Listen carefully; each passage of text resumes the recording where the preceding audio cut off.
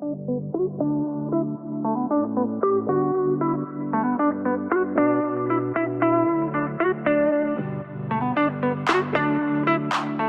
my name is Brittany Wibbenmeyer. Welcome to What's Brewing.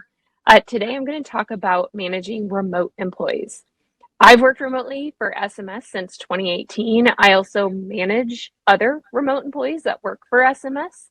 Um, you never know that they were in a different building from anybody else. So here are my 5 key things to consider when bringing on a remote staff member. First off, do you have the ability to bring on staff right now? Are you able to manage payroll? What's your budget? Are you going to pay them a salary? Do you have to buy office equipment? And do you have the time to dedicate to this person, especially if they're going to be remote? You have to stay in touch with them. You have to really be overly communicating. So do you have the time to dedicate to that? You're not going to just see them, passing by at the coffee maker. The second thing you need to consider is what job or tasks are you going to have this person do?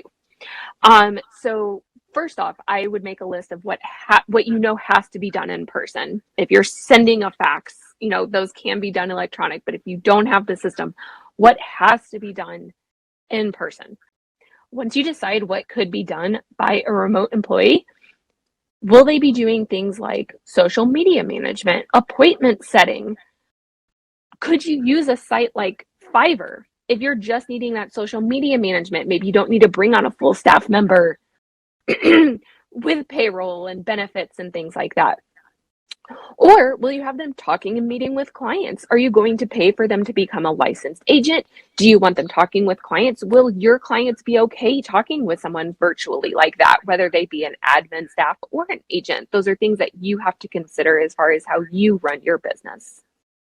My third thing to consider would be your systems. And this is probably almost the most important. This would probably be my second most important thing. You have to be able to communicate and share and collaborate. So things have to be online, things have to be visible. We here use a internet-based phone system, so everyone's phone rings across, the country of employees that we have. You would never know anything different. We have internal communication systems that can instant message each other. We use a lot of Google Docs because those can be shared and edited in multiple locations by multiple people at once. So these systems will be key in making sure that you can help this remote employee. My fourth point would be setting the right expectations. So in this new world of remote work, we're seeing that if asked, about 70% of people would take a $30,000 pay cut to be able to work remotely. So this has really, really become a popular topic since COVID, obviously. And setting the right expectations are key because everyone has their own view of what this remote employment looks like. So do you have them working 8 to 5? Can they have a more flexible schedule? Is it social media management where it really doesn't matter if it happens at scheduled at 8 o'clock at night or 3 that afternoon? Do you expect them to have childcare? It's a big deal with COVID right now. Some parents can't find that. They're wanting to work remote so they can keep their kids home.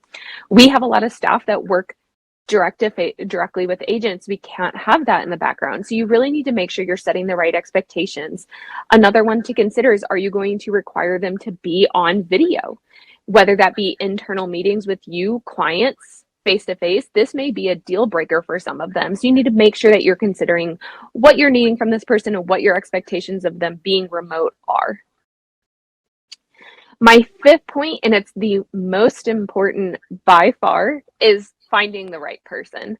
And this may seem obvious for any job that you're hiring for, but this can be especially key when working remote. As I said, a lot of people are working from remote work. A lot of people have experience with it now because of COVID. So you have to make sure you're finding somebody who truly wants to work remotely. Wearing your pajamas and sleeping in late can be great for, a week when we were all kind of going through that adjustment. But that's not what your long-term remote employee is looking like for. They're looking for things like reduced commute, like we mentioned, maybe they're having issues with childcare. Maybe they have a health concern and they need to work remote in this environment. The ability to focus. I love being able to sit down and focus on exactly what I need because I don't have those interactions. But again, not having those interactions can definitely be a downfall. This person can't be upset because cake was brought into the office for somebody's birthday. They're not going to get those interactions. This is a give and take as anything else, and they need to make sure that they understand what they're getting themselves into working remotely for you and what your expectations are of them.